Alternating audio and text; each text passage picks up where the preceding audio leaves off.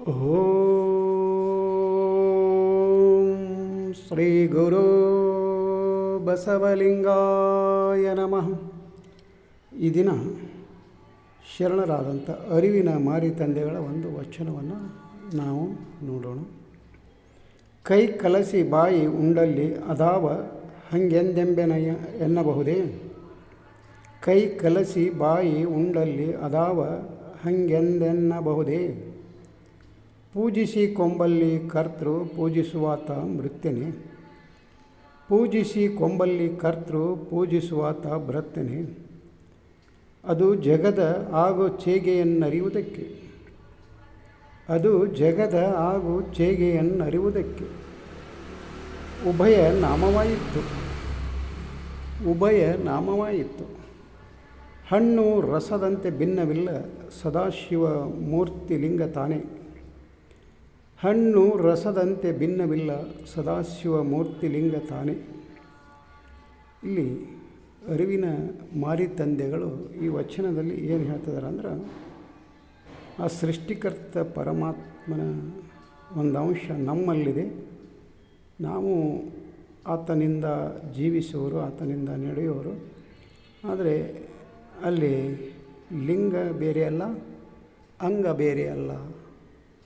ಅಂಗ ಲಿಂಗ ಎರಡು ಒಂದೇ ಅನ್ನೋದನ್ನು ಇಲ್ಲಿ ಮಾರಿ ತಂದೆಗಳು ಇಲ್ಲಿ ಹೇಳ್ತಿದ್ದಾರೆ. ಕೈ ಕಲಸಿ ಬಾಯಿ ಉಂಡಲ್ಲಿ ಅದಾವ ಹಂಗೆಂದೆನ್ನಬಹುದೇ. ಸಾಮಾನ್ಯವಾಗಿ ನಾವು ಪ್ರಸಾದ ಮಾಡುವಾಗ ಕೈ ನಾವು ನೀಡಿಸಿಕೊಂಡಂಥ ಪ್ರಸಾದವನ್ನು ಅದು ಕಲಿಸ್ತದೆ. ಅದು ಕಲಿಸಿ ಏನು ಮಾಡ್ತೈತಿ, ಬಾಯಿಯೊಳಗೆ ಇಡ್ತೈತಿ ಒಯ್ದು. ಹಾಗಾದರೆ ಇಲ್ಲಿ ಕೈ ನಾನು ಕಲಸಿದೆ, ಅದು ನಿನಗೆ ಇಟ್ಟೆ ಅಂದರೆ ಬಾಯಿಗೆ ನೀ ಇಟ್ಟೆ, ಅದು ನನ್ನ ಹಂಗು ಅಂತ ಹೇಳಿ ತಿಳ್ಕೊಂಡ್ರೆ ಅದು ಆಗೋದಿಲ್ಲ.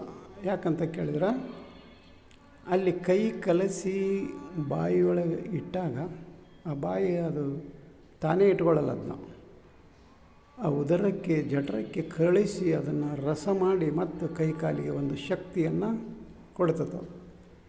ಒಂದು ರಕ್ತವನ್ನಾಗಿ ಮಾಡಿ ಅದು ಆಹಾರ ನಮ್ಮ ದೇಹಕ್ಕೆ ಒಂದು ಶಕ್ತಿ ಬರ್ತದೆ. ಅಂದರೆ ಅಲ್ಲಿ ಒಂದು ಕೈಗೆ ಒಂದು ಶಕ್ತಿ ಬರಬೇಕಾಗಿತ್ತಂದ್ರೆ ಅದು ಅಲ್ಲಿ ತನ್ನ ಕೆಲಸವನ್ನು ತಾನು ಮಾಡಲೇಬೇಕಾಗ್ತದೆ.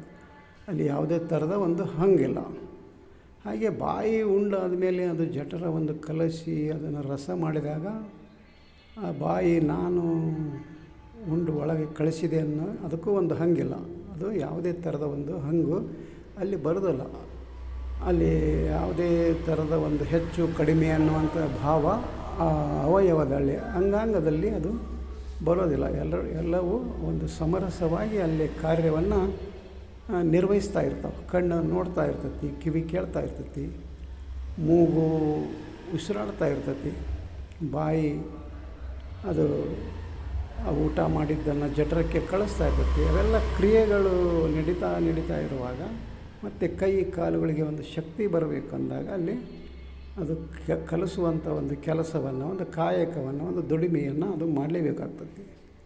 ಅದಕ್ಕಲ್ಲಿ ಯಾವುದೇ ಥರದ ಒಂದಕ್ಕೊಂದು ಹಂಗು ಇಲ್ಲ ಅನ್ನೋದನ್ನು ಇಲ್ಲಿ ಮಾರಿ ತಂದೆಗಳು ಹೇಳ್ತಾ ಇದ್ದಾರೆ.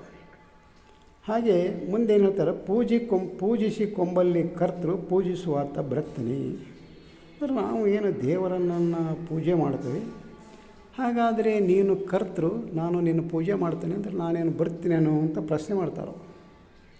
ನೀನು ಕರ್ತ ಅಲ್ಲ, ನಾನು ಮೃತ್ಯ ಅಲ್ಲ, ನೀನು ನಾನು ಒಂದೇ ಅನ್ನುವಂಥ ಭಾವದಿಂದ ಇಲ್ಲಿ ಶರಣರು ಸೃಷ್ಟಿಕರ್ತ ಪರಮಾತ್ಮ ಮತ್ತು ಈ ಜೀವಾತ್ಮ ಎರಡೂ ಒಂದೇ ಅನ್ನೋದನ್ನು ಇಲ್ಲಿ ಅವರು ತಿಳಿಪಡಿಸ್ತಾ ಇದ್ದಾರೆ.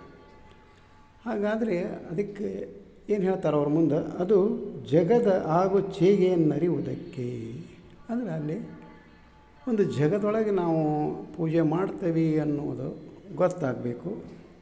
ಆತ ಪೂಜೆ ಮಾಡಿಸಿಕೊಳ್ತಾ ಇದ್ದಾನೆ ಅನ್ನೋದು ತಿಳಿಬೇಕು ಅನ್ನುವ ಒಂದು ಈ ಆಗು ಹೋಗುಗಳನ್ನು ತಿಳಿಯೋದಕ್ಕೋಸ್ಕರ ಅಲ್ಲಿ ಕರ್ತೃ ಮತ್ತು ಭೃತ್ಯ ಅನ್ನೋದನ್ನು ಅದು ಆಗಿರ್ತತಿ ಅನ್ನೋದನ್ನು ಇಲ್ಲಿ ಹೇಳ್ತಾ ಇದ್ದಾರೆ. ಹಾಗಾದರೆ ಮುಂದೆ ಏನು ಹೇಳ್ತಾರೆ ಅವರು, ಹಣ್ಣು ರಸದಂತೆ ಭಿನ್ನವಿಲ್ಲ ಸದಾಶಿವ ಮೂರ್ತಿ ಲಿಂಗ ತಾನೇ. ಹೇಗೆ ಒಂದು ಹಣ್ಣಿನಲ್ಲಿ ಒಂದು ರಸ ಇರ್ತದೆ, ಅದು ಹಣ್ಣು ಬಿಟ್ಟು ರಸ ಇರೋದಿಲ್ಲ, ರಸ ಬಿಟ್ಟು ಹಣ್ಣು ಇರೋದಿಲ್ಲ. ಎರಡೂ ಹಾಗೆ ಒಂದು ಅವಿನಾಭಾವ ಸಂಬಂಧದಿಂದ ಇರ್ತಾವೆ. ಹಣ್ಣಿದ್ದಾಗೇ ಅಲ್ಲಿ ರಸ ಇರ್ತೈತಿ, ರಸ ಇರೋದ್ರಿಂದನೇ ಅದಕ್ಕೆ ಹಣ್ಣು ಅನ್ನೋದು.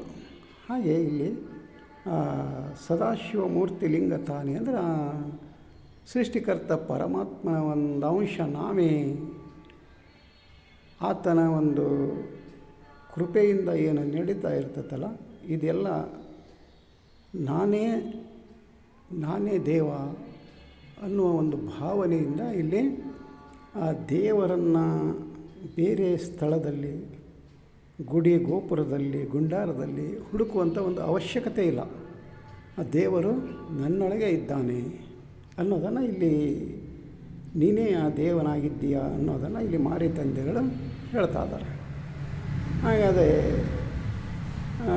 ಸರ್ವಜ್ಞ ಕವಿ ಹೇಳುವ ಹಾಗೆ, ಎಳ್ಳು ಗೊನೆಯಲ್ಲಿ ಮುಳ್ಳಿನ ಮೊನೆಯಲ್ಲಿ ಇರುವಂತಹ ಆ ಶಿವ ನಿನ್ನೊಳಗಿಲ್ಲೇನು ಅಂತ ಅಲ್ಲಿ ಪ್ರಶ್ನೆ ಮಾಡ್ತಾನೆ ಸರ್ವಜ್ಞ ಕವಿ. ಅಲ್ಲಿ ಎಳ್ಳಿನಲ್ಲಿದ್ದಾನೆ, ಮುಳ್ಳಿನಲ್ಲಿದ್ದಾನ, ಕಲ್ಲಿನಲ್ಲಿದ್ದಾನ, ನೀರಿನಲ್ಲಿದ್ದಾನ, ಎಲ್ಲ ಕಡೆ ಇರುವಂತಹ ಶಿವ ಆ ಸೃಷ್ಟಿಕರ್ತ ಪರಮಾತ್ಮ. ಹಾಗಾದ್ರೆ ನಿನ್ನೊಳಗಿಲ್ಲೇನು? ಆತನನ್ನು ಯಾಕೆ ಬೇರೆ ಸ್ಥಾನದಲ್ಲಿ ಹುಡುಕುವಂಥ ಒಂದು ವ್ಯರ್ಥ ಪ್ರಯತ್ನವನ್ನು ಮಾಡ್ತಿದೀಯಾ ಅಂತ ಹೇಳಿ ಅಲ್ಲಿ ಸರ್ವಜ್ಞ ಕವಿನೂ ಒಂದು ಪ್ರಶ್ನೆ ಮಾಡ್ತಾರೆ. ಅದಕ್ಕೋಸ್ಕರ ಇಲ್ಲಿ ಅರಿವಿನ ಮಾರಿ ತಂದೆಗಳು ಹೇಳುವ ಈ ಒಂದು ವಚನದ ಸಾರಾಂಶ ಏನಂತ ನಾವು ನೋಡಿದಾಗ, ಅಲ್ಲಿ ಆ ದೇವರನ್ನು ಬಿಟ್ಟು ನಾವಿಲ್ಲ, ನಮ್ಮನ್ನು ಬಿಟ್ಟು ಆ ದೇವ ಇಲ್ಲ ಅನ್ನುವಂಥ ಒಂದು ಭಾವ ಇಲ್ಲಿ ನಮಗೆ ಬರಬೇಕಾಗಿತ್ತು. ಆ ದೇವರನ್ನು ಹುಡುಕೊಂಡು ಅಲ್ಲಿ ಇಲ್ಲಿ ಆ ಯಾತ್ರೆ, ಈ ಕ್ಷೇತ್ರ, ಆ ಬೆಟ್ಟ, ಈ ಗುಡ್ಡ, ಆ ನದಿ, ಇಲ್ಲೆಲ್ಲ ಹುಡುಕಂತ ಹೋಗುವ ಬದಲಾಗಿ ನಮ್ಮಲ್ಲಿ ಆತನನ್ನು ನಾವು ತಿಳ್ಕೋಬೇಕು, ಆತನನ್ನು ಅರಿವು ನಮಗೆ ಜಾಗೃತವಾಗಬೇಕು ಅನ್ನೋದಾದರೆ ಗುರು ಬಸವಣ್ಣನವರು ಕೊಟ್ಟಂಥ ಇಷ್ಟಲಿಂಗವನ್ನು ಧರಿಸಿಕೊಂಡು ನಮ್ಮ ಅರಿವನ್ನು ನಾವು ಜಾಗೃತ ಮಾಡಿಕೊಳ್ಬೇಕಾಗ್ತದೆ. ಅದಕ್ಕೋಸ್ಕರ ಇಲ್ಲಿ ಶರಣರು ಹೇಳುವ ಹಾಗೆ ಆ ಇಷ್ಟಲಿಂಗವನ್ನು ಧರಿಸಿ ನಮ್ಮ ಅರಿವನ್ನು ಜಾಗೃತಿ ಮಾಡಿಕೊಳ್ಳುವಂಥ ಒಂದು ಜ್ಞಾನ ನಮಗೆ ಬರಬೇಕಾಗಿತ್ತು. ಅಂದರೆ ನಾವು ಮತ್ತೆ ಅಲ್ಲೇ ನೋಡೋಕೆ ವಚನಗಳನ್ನು ಓದಬೇಕಾಗುತ್ತೆ. ವಚನಗಳನ್ನು ಓದಿ ಪಚನ ಮಾಡಿಕೊಳ್ಬೇಕು. ಆವಾಗ ಮಾತ್ರ ಅಂತಹ ಒಂದು ಜ್ಞಾನ ನಮಗೆ ಪ್ರಾಪ್ತಿಯಾಗುತ್ತೆ. ಅದಕ್ಕೋಸ್ಕರ ವಚನಗಳನ್ನು ಓದೋಣ, ಪಚನ ಮಾಡಿಕೊಳ್ಳೋಣ ಅಂತ ಹೇಳುತ್ತಾ ಈ ವಚನಕ್ಕೆ ವಿರಾಮ ಕೊಡ್ತಾ ಇದ್ದೇನೆ. ಶರಣು ಶರಣಾರ್ಥಿ.